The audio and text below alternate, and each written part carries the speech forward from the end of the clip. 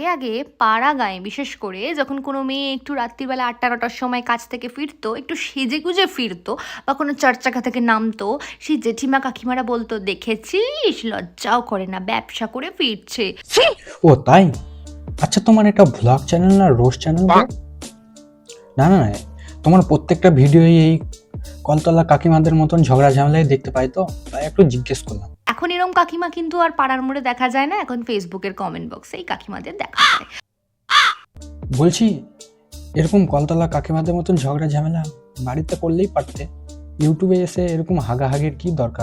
I hope বিয়ে বাড়িতেও নিশ্চয়ই এরম কাকিমা থাকবে। আর আমার এই ব্লাউজটা দেখে সে মানে কি বলবো, তার এই ব্লাউজের যে গ্ল্যামার, তার ছটায় তার চোখ ছানা বড়া হয়ে যাবে আর তার বরদেরও হবে। তো শেষ পর্যন্ত কাকু? ও ভাই, এ তো পুরো ডেঞ্জারাস মহিলা তো। না না না, প্লিজ, কাকুর সাথে আর তোমার ভ্লগ দেখতে চাই না।